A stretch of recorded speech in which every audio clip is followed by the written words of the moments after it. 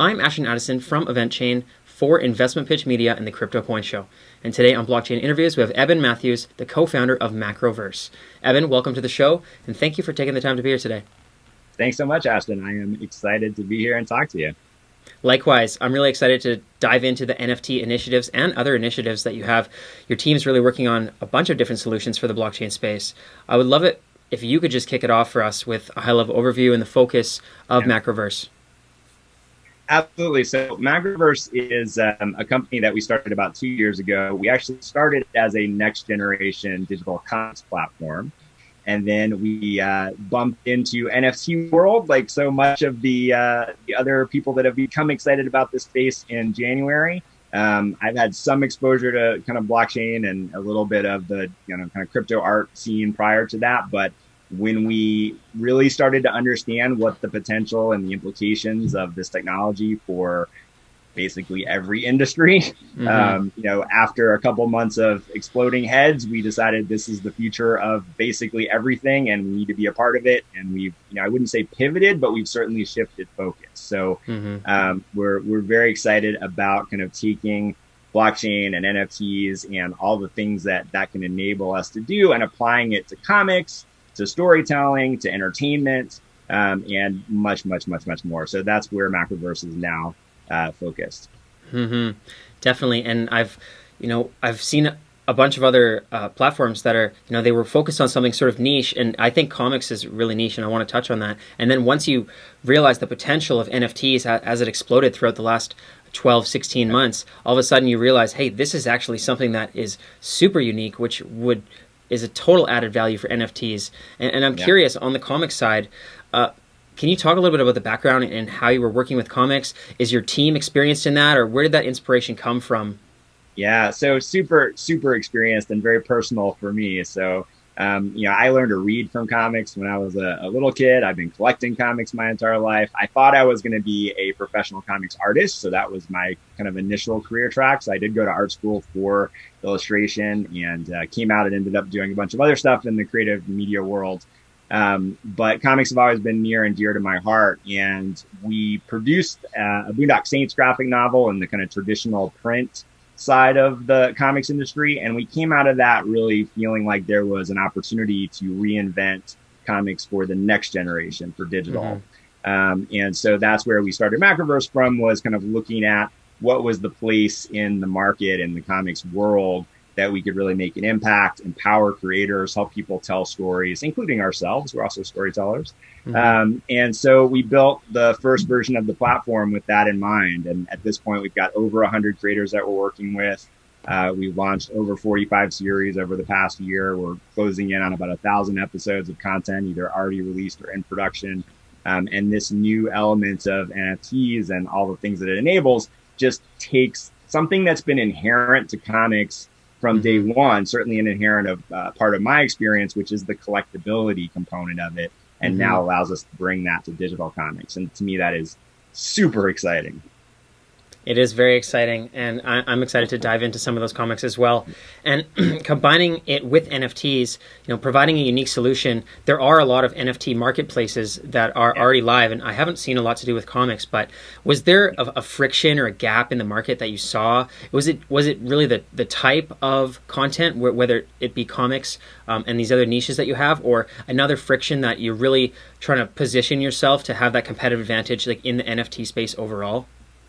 Yeah, so it's two-sided. I mean, what we're building has two main components to it. The comics piece, which will be the first truly collectible digital comics that have come to exist at this point. And the main thing that we saw there, which we already kind of had a couple steps down the road on in what we were working on before, is the ability to really consume an NFT as a single experience as opposed to a single image. So, when we think about a multi-page document, there's no good solution for that as an NFT. So, if you were to think about comics, you've got 20 to 100 to, however many pages in an individual story. You would have to take each of those and put them on a marketplace somewhere, and then someone would have to go and collect each and every single page, and then those end up in a wallet. And how do you read it? How do you collate it? Like, how do you get this story? It's not a good experience. So we figured out a way with our team to sell an NFT that is actually that full experience of the comic, and to give a actually better experience than we think our competitors do in the non-NFT world, as a consumer, as a reader of this material. So that part's really exciting. And then the other thing that we're really focused on with our platform is we had always had a lot of ideas around how to really bring creators to the forefront and really celebrate the creators that make this great content. And so being able to kind of bring a new NFT platform to the creators that's really focused on storytelling. So less about the kind of fine art world and really more about comics creators and storyboard artists and concept artists and people that do character design and animators and people that are kind of in the world of making the content that we love on a day-to-day basis. So that's our focus for our platform, is really a home for storytellers, and then helping those people tell those stories first in comics and then in other media as well. Definitely. And you're right. I've seen pictures and animated GIFs, but I really haven't seen a full storybook or a book as an NFT, or never mind a comic. So that's definitely a unique competitive advantage, to be able to put a whole story into an NFT. And working with these creators, some of them likely not well versed in blockchain as well, and the intricacies behind putting these comics on the blockchain is obviously going to have a huge advantage. And you did mention that you've already worked with 100 plus different creators and brands. Maybe you can talk about some of those major partnerships that you made. And you mentioned you've already produced a lot of content. We have. So we have a bunch of series that we're really proud of, and then we've got some new ones, and I'll highlight a couple that I'm really excited about, because our first drops of these collectible comics will be in July. And there's a couple of series that are in these first couple of batches. One is from the creator of a comic series called Bitter Root. So comics fans will definitely know that. It's an Eisner Award winner, which is the Oscar of the comics industry. And it's also just been announced as a film adaptation with Legendary Pictures. David F. Walker is the creator of this new series. He also created a character called Naomi for DC, which is about to be a CW TV show as well. So we've got a new series with him. And then in our second batch of launches, we're working with the showrunner and producer of both Portlandia and Harmon Quest. And we're doing a brand new series of his that will launch as this NFT comic product. And then we've got a bunch more, but those are a couple that I'm announcing kind of actually here first. So amazing. Those will be coming out in very short order. And then we've got another 10 or 12 titles in these first drops, and really the whole rest of the year scheduled out with some really exciting creators, really exciting projects, as well as other collaborations that we can't announce yet, but kind of all over the media landscape. We've got some really exciting things coming down the pipe. Very cool, Eben, and I'm excited for that launch in July of 2021 here. And from what I understand, there with Macroverse, the Makerverse platform, and it has a lot of other functionalities besides just being able to look at these NFTs. With the coming Launchpad, marketplaces, NFT creation. Can you give a little explanation for those readers of comics and the creators on how that works when you go to the platform and those different functionalities? Absolutely. So the Makerverse part of it is the creator platform, the creator marketplace. But we're building a few things which I think bring a little extra spin to kind of what we've seen so far. So it's really about creating this ecosystem for creators and the content that they make. And so whether that's comics or, again, someone that's doing a bunch of concept art that suggests a story or a world, whatever medium the creator works in, we do have this kind of storytelling focus. But we're doing some things that allow creators to interact with their fans and with their collectors a little more like a Kickstarter, like a Patreon, so that, we have ways of kind of getting real engagement, ongoing engagement between those creators and their collectors and fans, more than just kind of a single transaction. So it's almost like an NFT platform with a little bit of social, with, some of these other kind of engagement tools that we've seen pop up in different places that work really well. And then you bring all that together under the umbrella of larger narratives and story and different types of experiences that we can deliver inside of our apps. And that starts to get really interesting and exciting. So it's kind of the sky's the limit as it comes to people being able to come and not just drop a piece of digital art, but really build something that could turn into a franchise or could turn into something much bigger beyond that kind of initial thing. Definitely, Evan, and I hear it all the time where, there's so many artists just in their bedrooms creating content and they're trying to monetize it and get out of that starving artist mentality. And so how focused on the platform were you when you realized, the potential for all these different types of artists to create this art in terms of driving cash flows to them and being able to get, revenues from their customers more directly using these technologies? I mean, dude, that is that is one of the things I'm the most excited about because, as people that have created a bunch of content in a bunch of different mediums over the course of our careers, and myself and my co-founders, we probably made something in just about any entertainment medium that you can name. And having been on the Hollywood accounting side of things, or, are these metrics really the real metrics, from partners or customers over the years? It's so exciting to think about, bringing a team together to create something like that, having this, kind of smart contract layer where we can come in from the beginning and say, here are these 5 people and you get this much and you get this much and you get this much. And here's the residuals forever in secondary market sales. And then no one ever has to think about it again. That is so thrilling to me, the instantaneous transaction of being able to, just put something together, generate revenue from it, have a long tail with residuals and royalties, which is something people in entertainment often either don't get or, don't feel like they get as much as they should have in some cases.